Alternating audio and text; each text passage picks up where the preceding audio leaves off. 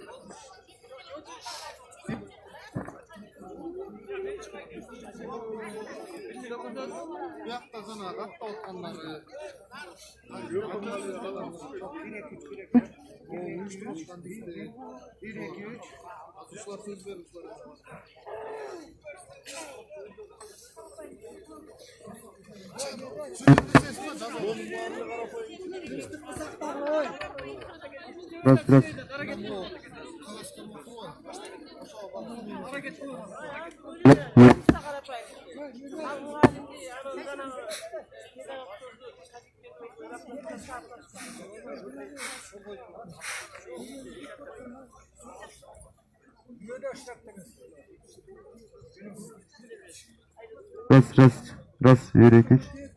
Ойдан қармапсың.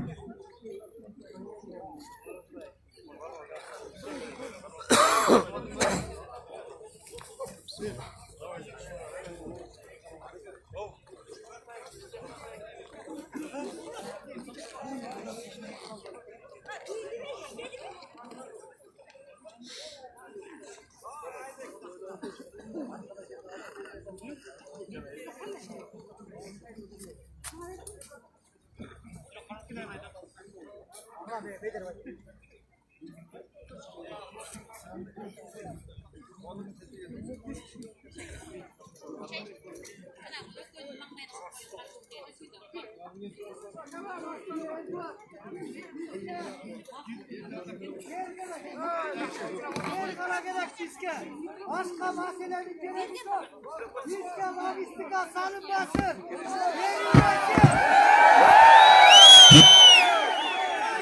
Раз, Ерекеш. Раз,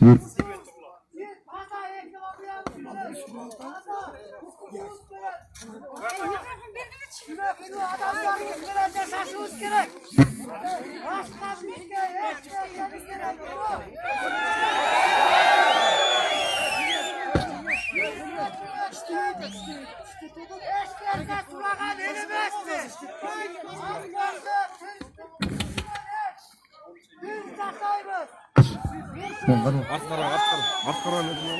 Durmuyor.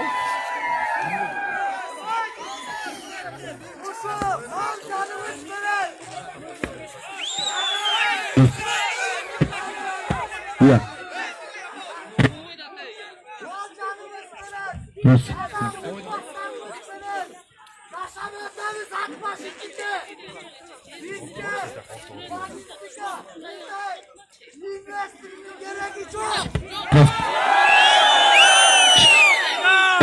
Erkeç, biraz Erkeç.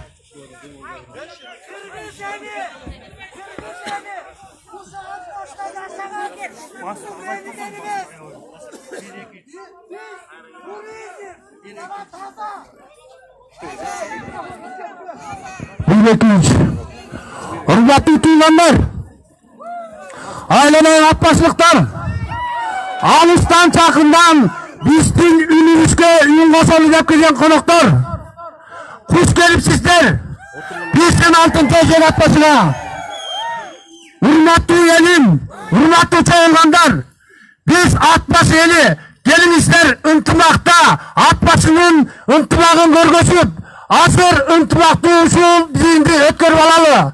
Биздин бир гана талап, Ак Дала айыл өкмөтүндөгү 200 гектар жерди аянтын Нарын СЭСке берүү токтому жокко чыгарылсын.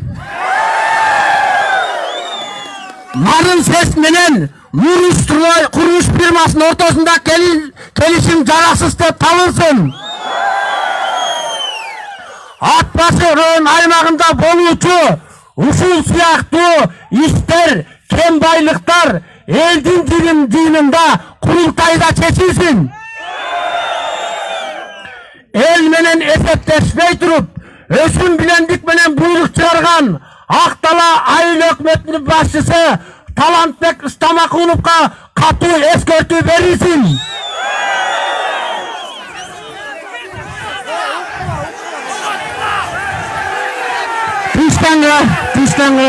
Тыштаңыра. Бүгүн элдин алдында чыгып сүйлөгөн атууларды укук коргоо органдары тарабынан коркутуп, үркүтүү, алар үчүн иштеген жолдошторун, уул кыздарын, туугандарын куугунтуктоо токтотулсун. Туугандар, биз бүгүн азыр ушул жерде чогулуп аткан элдер, сүйлөчүлөр эмоцияга алдырбай, ушул сөздүн гана тегерегинде сүйлөйбүз. Келиңиздер, чакырык таштап, бирөөгө жаман айтпай, анткени бардыгыбыз бир тууганбыз. Эртең бет карашабыз, саламдашабыз, чай ичебиз.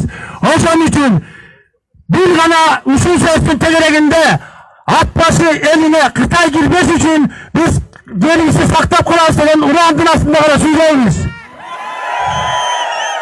Ар кандай чагымчылдардын, ар кандай эл бузарлардын сөзүнө кирип, Ат Башы эле монтип көтүптү деген сөздөн алыс болобу дагы бүгүн ынтымакты өткөрүп алалы дегендер. Келиңиздер, азыр мен ушул жерге сүйлөш үчүн биздин уюштуруу тобунун мүчөсү, биздин баатыр Кырсаевга эмне болгон эжебиз Бактыгул эжеге сөздүн кезегин берейин. Саламатсыңарбы мекендештер? Ушундай суукта келип бергениңерге чоң рахмат. Бизде бир эле проблема болуп атпайбы? Кытайга жер берилбесин деп. Мен просто информация берип коеюн да. Булар деген айтышпайбы азыр бийликтегилер силерге ырыскы кут келип атат депчи. Каякта Кытай берет бизге ырыскы кутту, өзүлөрү бербегенден кийин бул бийликтегилерде. Мына 28 жылдачы 30 премьер болуптур. 5 президент алмашыптыр. 17 спикер болуптур. 6 сазывдын сансыз депутаттар болуптур. Ошолордун баары бизден ырыскы менен кут алып келдиби? Ошолор алып келбеген анан Кытай алып келмек беле? Ушулар иштей албай атат. Бизде деген азыр алсыз бийлик болуп атат. Ошон үчүн биз ишенбей ушундай митингге чыгып атабыз. Чынбы? Мына азыр деген депутаттар эмес, айыл өкмөтчү көчөкү иштегенге жооп бербейт. Барсаң деген ал мага чейин болуптур дейт. Анан бизден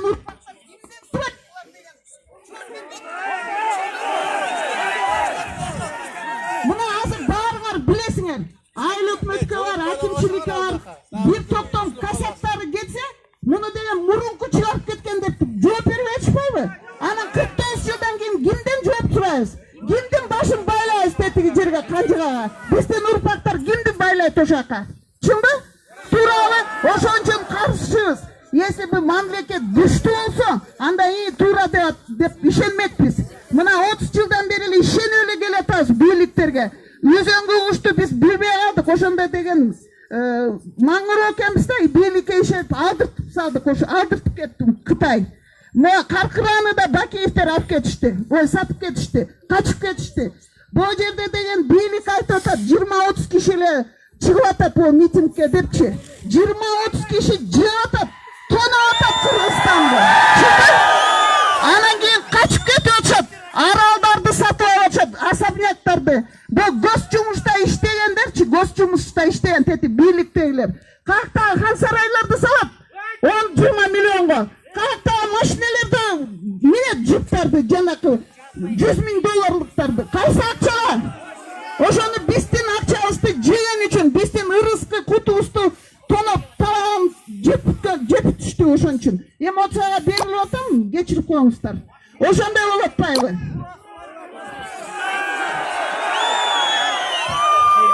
Туугандар, Кытайларга жерди бербейбизби?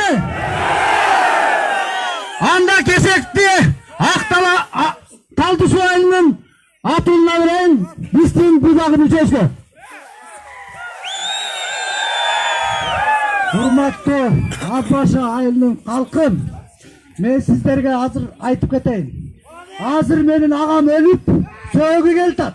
Ошону карабастан мен ушул жерде турам. Урматтуу биздин ыйгарымдуу өкүл Байке, Жак Байке, сиз ушу эл бар үчүн, Болот Байке, орган боюнча, эл бар үчүн ушул жерде сиздер ушу кызматта турасыздар.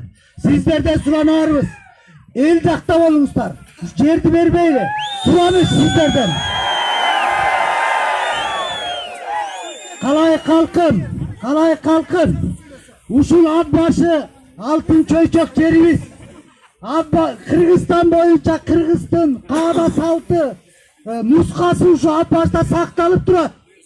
Буну кыргыздар болгон жерден айтып келишет. Ушул жерди сактап калалы. Биз мына Швейцарияга бергис жербиз. Швейцарияны көрүп атасыздар. Эч бир байлыгын каспастан, жерин сатпастан, азыр дүйнөдө эң алдыңкы өлкөлөрдүн бири болуп турат. Biz gelecekte ошол мамлекеттерге тең элебиз. Мына малыбыз менен, таза продукциябыз менен, таза кымыз сүтүбүз менен ошол деңгээлге чет эли дагы балдарыбызга өткөрүп берели. Урматтуу биздин жогору жактагы өкүлдөрүбүз, угуңуздар. Бул жерде 30 киши эмес, 30 000 киши бар. 30 000 киши. 30 000 киши азыр ушул ат башын сактап калалы деп турат. Кыргызстандын булуң бурчунан келген, булуң бурчуна чалган адамдар дагы ушул ат башыга чет болуп берели деп турат. Биз урпактарыбызга өткөрүп берели.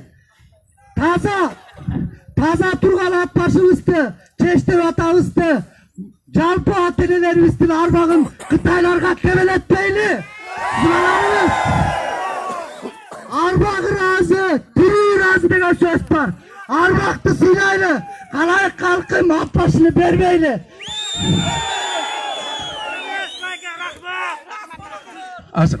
Урматтуу элим, маалымат үчүн сиздерге айтып коеюн. Мен 3-4 күндөн бери ар бир айылдагы спикерлер менен телефон аркылуу сүйлөштүм. Ошолордун сиздерге айтып кой деген аманатын айтууга укук бериңиздер. Туугандарым, азыр биздин арабызда ошол биздин спикерлерди аким жибериптир, губернатор жибериптир, премьер өзү чакыртыптыр, элди алдаш үчүн деген аргандай ушак айыңдар кетип атат. Азыр мына бул жерде төрагалар болсо келип болсуңуздар менен айтып берсеңиздер да болот. Анан мындай туугандар, мен ошолордун сөзүн ооз айтып коеюн. Алар сиздердин шайлаган депутаттар, ошо төрагалар сиздердин үнүңүздөрдү жеткирүү үчүн жогорку жакка барып премьер менен жолугуп келиптир. Ошол жөнүндө эгерде уруксат берсеңиздер, биздин акимге сөз берейин. Саламатсыздарбы, урматтуу туугандар, ардактуу ага-эне апалар, урматтуу жаштар, урматтуу алыстан атартып келген коноктор. Мына бизде Мукашевдеги иштиротумду биз сыйлаган. Баарыңыздарды мындай айтканда куттуу ат баш жергесинде баш келиптир дейсизмин. Анан урматтуу туугандар, мындан бери 3-4 күн мурун биздин айылдык кеңештин төрагалары баш болуп кайрылуу жазган экен өкмөткө. Ошо бизди кабыл алсаңыз, элдин үнүн уксаңар деген ой мененчи. Мына ошол жерден 22-23 кишини кабыл алды. Урматтуу Алгазин Мухаммед Шекеевич. Ошол жерден мындай талап болду, урматтуу туугандар.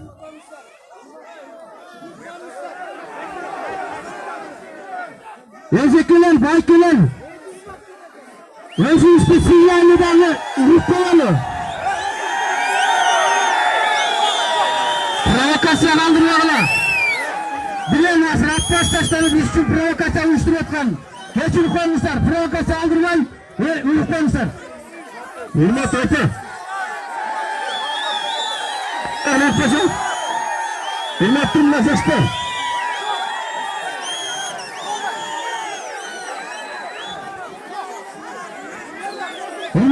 Hürmetli tuğanlar. Karı gelse. Hani. Taş geç işledik. Aksakal usta. Gelin hatta usta ses bile. Gelin sıra gel.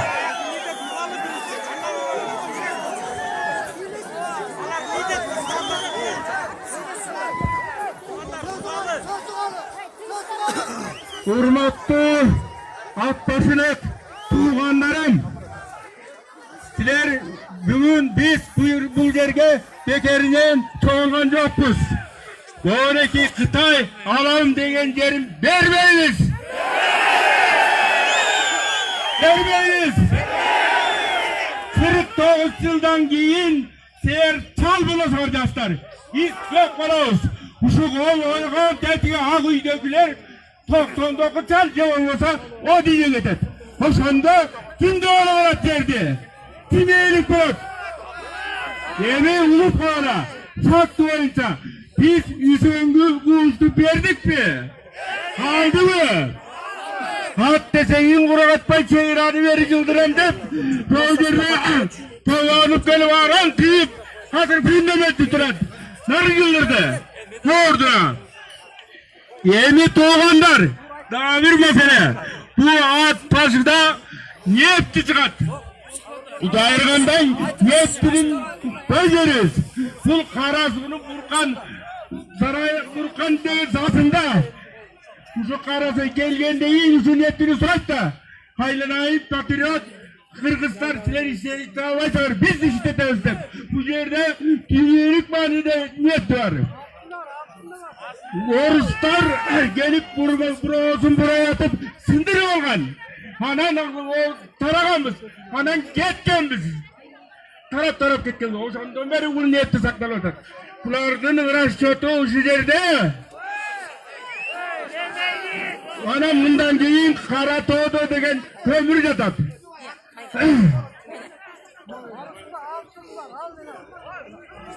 Büyük tutanlar. Gelin istedim savurduğu olup. Mavu bizden hakim üstü söylesin ayağına çevirip yük koymuşlar. Yıkılmay.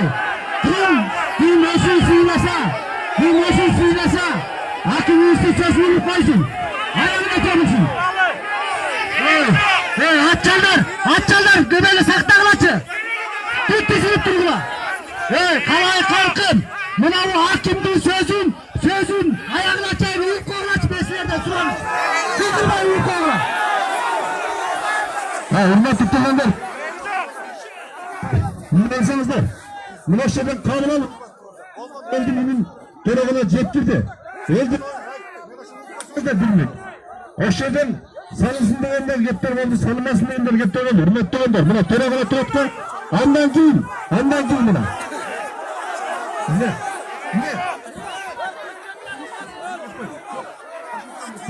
Ama ben hürmet tutulanlar buna. Düşünmeyle bitik sanmasın diye bitik. Bundan 2-3 gün bunu bulmadı o. Çok kanun aldı. Toplatın şundan. Uşak kaynının var mı? Hazır. Bizim de düşünme yapması verir. Geçede tuhaf koymadı. Buna bir tarafına çevirmez. Buna geçede 2 gün malumatlar verilmedi. Toplat düşünme yapacağız. Buna kaynını arttırdı. Hazır. Gelip bunu cevap veriyorsun baktığım. Hürmet tutulanlar. Emosiyon kaldırmay. Hürmetli atsanlar, tuğanlar, altınların ıntımaka gelinizler. Tartıp tuğanızlar. Hazır. Manas degen bizden kallilik ayının türümüne bir tuğanıma vereyim, özünü suyla koysun. Gel Manas. Assalamu alaikum, Kıtkızelim. Varsınlar mı? Ben жанагы Манас аттуу каралап жаткан жигит мен болом туугандар. Мени ак жеримен күйгүзүп, ушундай караларды жүргүзүп жатат туугандар.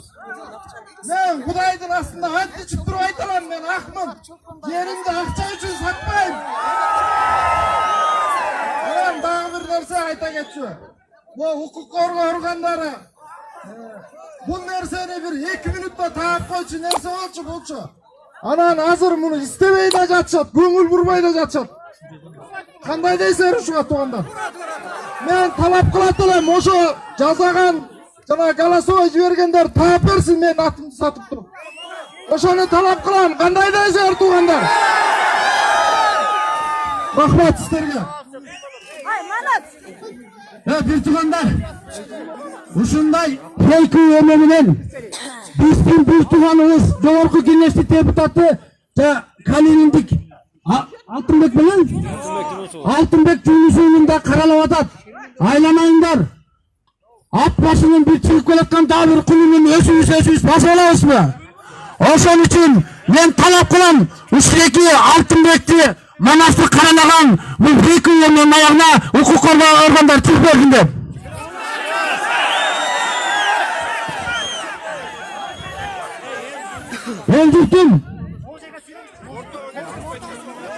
El jurtum alыстан ат артып биз менен бирге элел деп мурунку жогорку кеңештин спикери Мухарбай келип келиптир.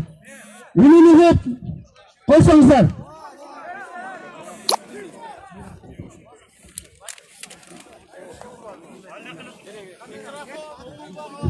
Арваңыздар, урматтуу бир толон ат башчылыктар. Ушу силердин көйгөйүңөрдү угайын деп атайын Бишкектен келдим. Мен өзүм ысып көлдүк болом. Мен жеримди эч качан бөлгөн эмесмин. Сен ат башы, сен баткен, сен көлдүк деп. Анан кийин силердин жерди 49 жылга арендага берет дегенди азаттыктан уккандан кийин биринчи жолу эле биздин баш министр Мухаммедкалый Абылгазиевке кат жаздым. Эй тууганым, мен Кыргыз Келечек коомдук бирикесинин атынан талап кылам. Буга жооп бергиле. Кандай шарт менен берип атасыңар? Кимге берип атасыңар деп. Мен жооп берсе жазсам, ал мага жооп бергенден ордуна Эркин Тоо газетасы аркылуу ат башы Жаштар Келечеги коомунун атынан жооп келди. Урматтуу Чолпонбаев, сизди сыйлайбыз. Сиздин эмне ишиңиз бар биздин ишибизге? Дегендей жооп келди. Мен мындайга чыдай албайм, туугандар. Анткен себеби Кыргыздын эли бирөө, жери бирөө. Муну биле турган эч ким жок. Экинчи маселе. Анан атайын бүгүн силердин чын эле мен даңгырышып атамбы, туура эмес кылып атамбы деп келдим. Анткен себеби бир 20-30 киши анан бир көлдүк элдин баарын козутуп атат деп кайра массалык каражатты олтуруп силердин дүүлүгүңөргө ушу жерибизди, тагдырыбызды өзүбүз чечебиз деп атканыңарды өз көзүм менен көрүп мен абдан ыраазы болуп отурам сиздерге. Ал эми Кытай жөнүндө сөз болгондо, урматтуу туугандар, Кытайдын саясатына ишенбешибиз керек. Алардыкы башынан эле ушундай байкоосуздан басып алуу аракеттери бардык жерде болуп келген. Жакынкы эле убакыт алып көрөлү. Намибиядан Пакистанга чейинки жерди тартып алган Кытай эмеспи? Тибетти басып алган Кытай эмеспи? 67-жылы Жалаңаш колго биздин беделге Даманский аралына косулган Кытай эмеспи? Граждандык жол менен басып алат дагы, ээлеп алат дагы, андан кийин биздин жараныбыздын кызыкчылыгын коргойбуз деп аскер киргизет. Жетиги Тажикстанда мындай болгон жокпу? Мен андайды каалабайм. Бүгүн Кытайдын бир жараны келип алат, алар чоң күчтүү мамлекет, ошол жарандын кызыкчылыгын коргойм деп эртең аскер киргизип жиберсе, ушул ат башы Кытайдын анклавы болуп калганын мен каалабайм. Туура! Мына мен ошон үчүн атайын силерди көрөйүн деп келдим, туугандар. Бүгүн силерди жакшы атай көрдүм. Мен дайыма силер менен болом. Barınız mı atlaşıklar? Asıl kısaslı patriot diyeceğimiz gelecek göre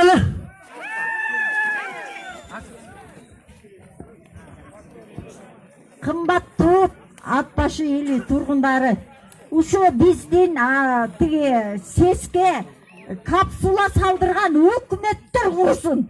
Бизге элди айтпай дебей тебелеп тепсек, ошол ош жерге капсула салдырган өкмөттөр курсун. Кымбаттуу эл деген эл да, эл бербейт жерин. Эл деген эл. Элди сыйлагандар курусун, элди сыйлагандар өксүп өнөөлүү өсүбүз менен өсүбүз жашай берели. Менин сөзүм ушул. Мен каршымын. Мен жерине патриотмун.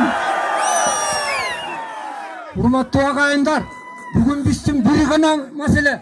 Ат башы жери бүгүн кетсе, эртең Кыргызстан бүт кетет. Себеби эле эле кирип кетет, чынбы? Иштекке чейин. Ошон үчүн жалаң гана ачуу калтырбай бирке-бир ат башы жеринин сыймыктанган жерибизди айтайын деп койдум эле.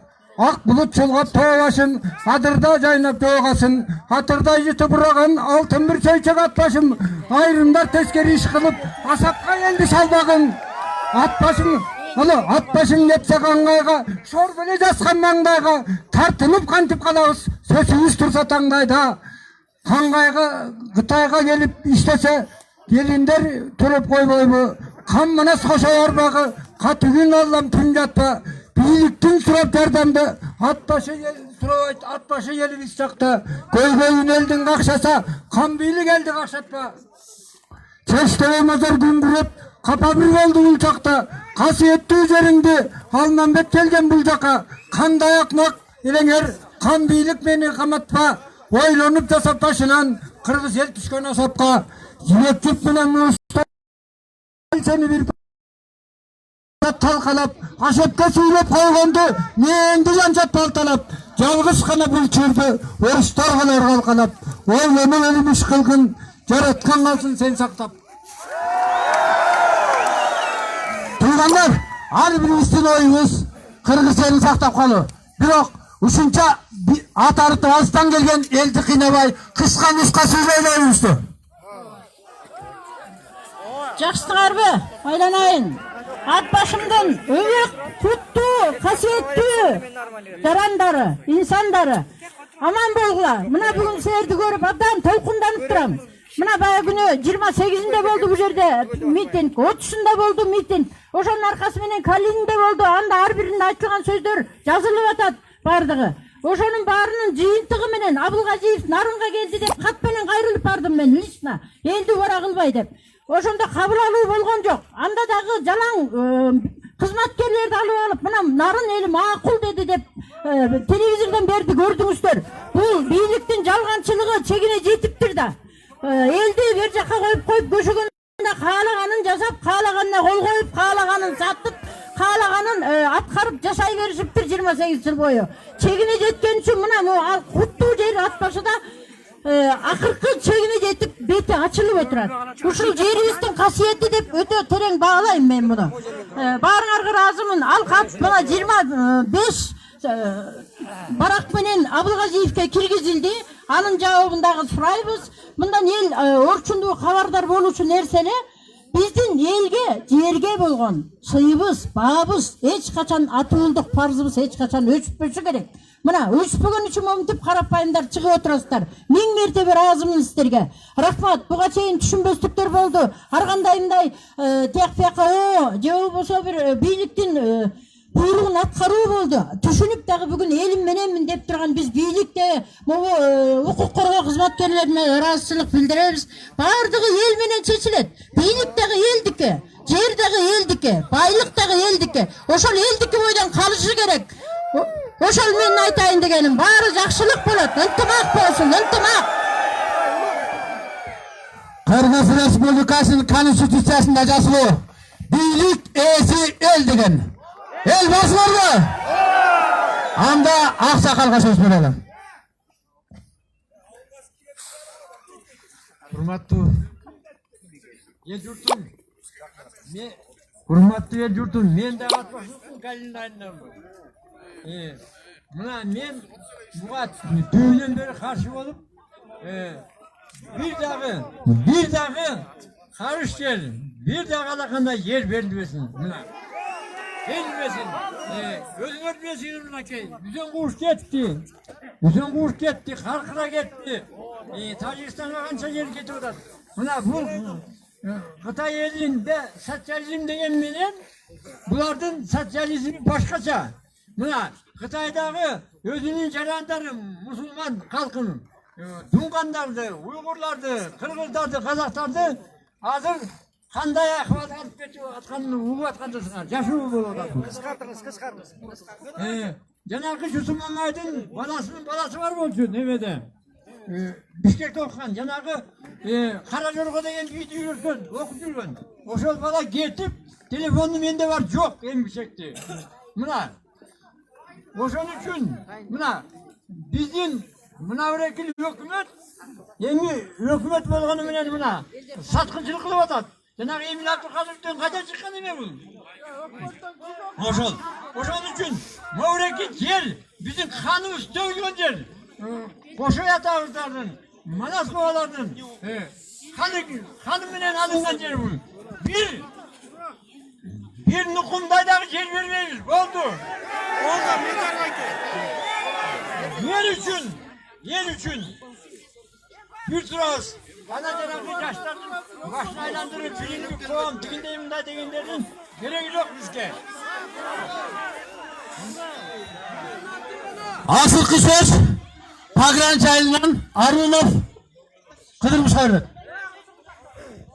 Hurmatlı ad başılık elim, bir toğanlar, biz hiç kaçan yerimizni bermешибиз керек.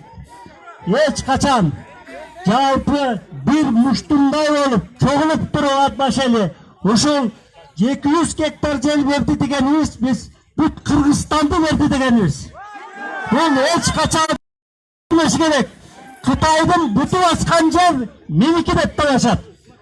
Bunu hiç kaçan ses de yapmayı, narın ses de birini ayal isteyip, birini ayal, buna ben bilen. Al, gönder önden aytsa, oşunu jasay beret al. Buna Kazıbek'ten 24 hektar жерди berişken, 2006 yılı. Karasu'dan 90 hektar жерди berişken, Kaleli'den 200 hektar жерди berişken. Buna uşunun bağırın, eğer Kıtay eğilip getse, biz kayda varız, biz buna 60'tan öttük. Biz hem tigil жайга деп камданып атсак, балдары үстүндө кылат, неберелери үстүндө кылат, ya. Ошон үчүн жалпы Кыргыз эли Көлдүгүңдү, Чүйлүгүңдү, Таласыңды, Баткенинди, Ошунду, Жалалабатыңды баарын ынтымакка чакырып, бизди да алып келбесе, силер кошолосуң кыла деп чакырат. Ат башынан жеген Kıtay Ağa Ölüm Mına Çeştöbe mazarı usturat Koşoy korkanı usturat Koşoy korkup gelgen jerimizdi karbat öğrenmiş ya. Oşan üçün emotçaga aldırmay aytууга mümkün bolmay atat bugün.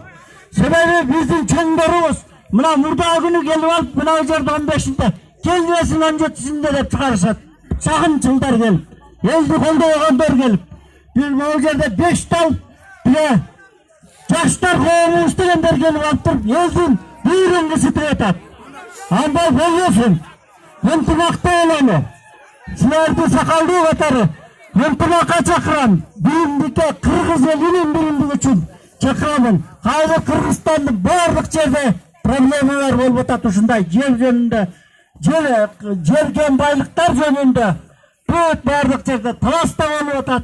Мына чегара боюнча Баткенде болуп атат дегендей. Мына биз ушул алакандай ат башынын могу жерде 200 гектар жерин берсек, мындай бир сөз бар.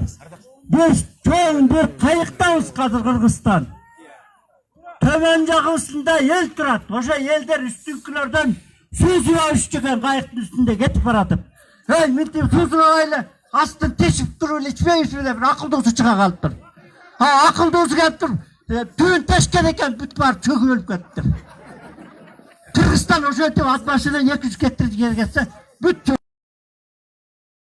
Birincikte olan oldu.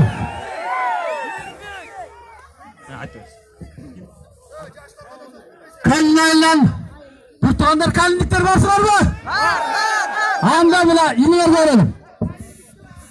Урматтуу, ассаламу алейкум, урматтуу ат башы эли. Мен өзүмдү тааныштыра кетейин. Ушу ат башы өрөөнүн Актала айыл өкмөтүнүн калилин айылдын жаштарынын бири болобуз. Бул жакта азыр сөздөр болуп атат, жаштар өзүнчө, карлар өзүнчө деп атат. Биз андай эмеспиз. Баарыбыздын талабыбыз бир гана токтом жок болсун деген эле талап. Туурабы жаштар? Азыр бул жакта жаштарды өзүнчө бөлүү максаты болуп атыптыр. Биз эч качан бөлүнбөйбүз. Ат башы эли только бир элебиз. Бир эле максат болду. Кыргызстан бир элебиз болду. Кытай бизге келбесин. Бул логистикалык соода борборунун токтомун кайра баштан чыгарып, жокко чыгарып берсин. Биз ошону гана талап кылабыз. Эми биз Эмил Абдыкадыров агабызга кайрылат элек. Бул бывший политик Акаевдин убагында иштеген киши 10-15 жыл жатып жүрүп, мына эми частный компаниянын директору болуп чыга келди. Эми ошол убакта өкмөт ишинде иштеп жүргөндө ал киши үсөн куушту берилип жатканда мына азыр эчтеке айта алган жок ал. Уже алар берилип кетти. Эми частный компаниянын директору болуп, мына инвестор таптым деп Кытайдан бир жеке ишкерди ээрчитип келди. Биз буга ошол Эмил Абдыкадыров агабызга кайрылат элек. Бул алдыда тартып аткан журналисттерге дагы айтат элек. Ошол элдин сөзүн, карапайым ойлорун толук туура жеткиргизди. Анткени кече биздин айылда Калинде жыйналыш болгон. Ошону дагы элдин баары мындай биз каршыбыз деген жазууну баарын көрсөтүп туруп, анан ылдый жагына кичине кыскартып жазгалап коюп турсуңар. Ошолорду туура так жазгыла, таамай жеткиргиле. Урматтуу журналисттер, биздин максатыбыз бир гана токтом жокко чыгарылсын. Ал жер жайыт бойдон калсын.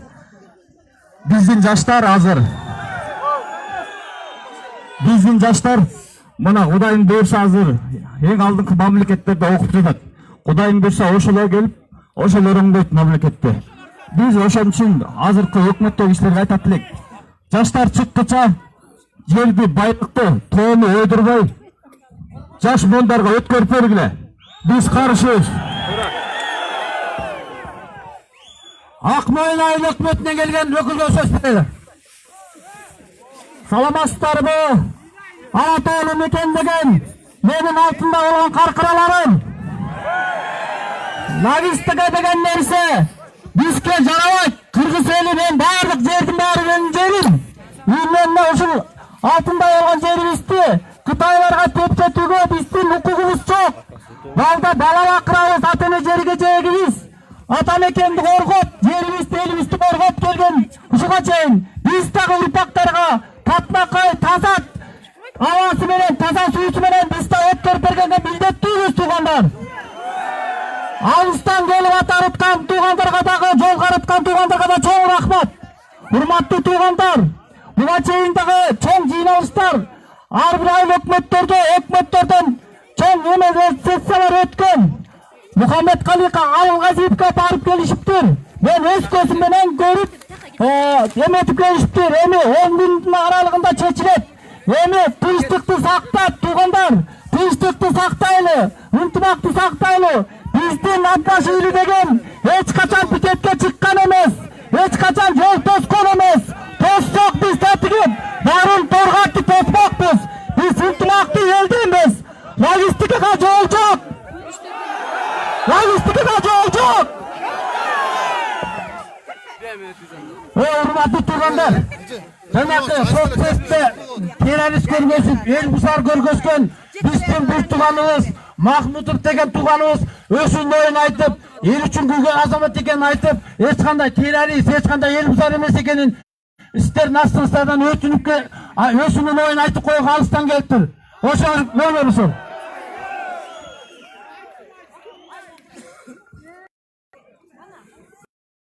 Алейкум рахматуллахи баракату. Ассаламу алейкум. Элим салам. Мен өзүмө туруп бердим. Акырында мен айттым, кааласаңар атып салгыла. Мен пикиримден кайтпайм.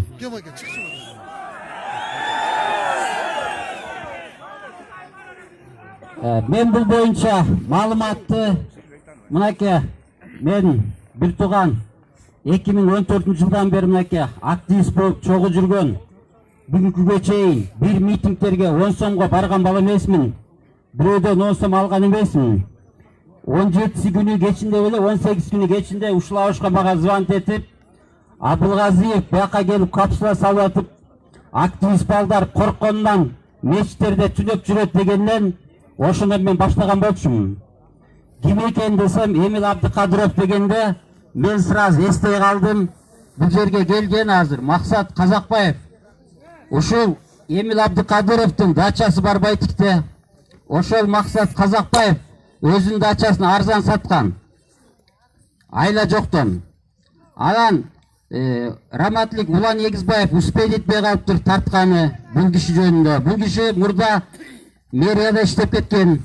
Бишкектеги мындай буруш-суруштарды бүт сатып, спорт сарайынын артындагы Кытайлар азыр иштеп аткан кафедагы ушул киши менчикке чыгарып, ошол Кытайларга саткан. Таластык туугандар мага мына чыгып айтышты группадан. Шайлоо учурунда трансформатор алып келип коюп, шайлоодон өтө албай кайра трансформаторларын көтөрүп кеткен киши деп. Таластын айылынан буну кууп салганбыз деп. Калганын менин Facebook баракчамдан бул кишилер ким экен, булардын кландары ким экен, Ош базарынын мынакей арчаанда 18А, 18Б үй, ушундай эле 2-5 этаж үйдүн ортосундагы прилагающий территория деп коет. Ушулар элдердин колунан 5 жыл, 7 жыл аренда төккөнмүн деп, ошол жерде өздөрүнө кызыл китеп чыгарып алып, мынакей менин Facebook баракчамда калганын силер бул маалыматты билип аласыздар. Эми мен акыркы суранарым сиздерге. Бир интимакка келели. Мен өткөндө шаардык соттун алдынан Жээнбековго кайрылуу кылган болчумун. Президент Жээнбеков сиз келгенде коррупция менен күрөшөлүп деп келгенсиз деп. 28 февраль 5 күн экен. Мына ушунча элдин көзүнчө кааласа мен атып салсын, кааласа биширип жесин.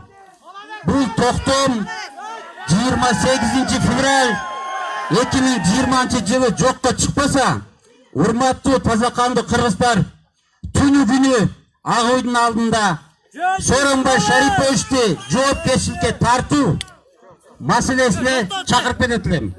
Мен жер үчүн, эл үчүн, кан менен табылган жер үчүн туруп бергени даярмын. Рахмат.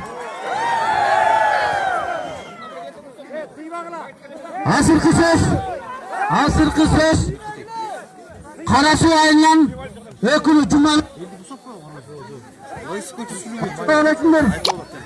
Урматтуу биздин ат башы элдин тургундары, урматтуу калай калк журттун мекендештерим, бутуңардан тик туруп тикиңерден ушул ат башы өрөөндө кара коюн жерин бербейби. Биз мынакей азыр алдыбыз элге жетип бек таяп, канча жылдан бери тегерени Ак үйдүн астына революцияга чейин барып, өлүмдөн качпай келгенбиз. Эми да өлүмдөн биз качпашыбыз керек. Себеби биздин нелере чөбөрөлөрүбүз, эртеңки күнү алардын жашаган сөзүбүз, тарыхта калган уруп атасын бүт баары сактагандай болсун. Ошол бекем биздикте туралы ат башы ери таза үчүн, аккан сууну шараккан таза мээнет үчүн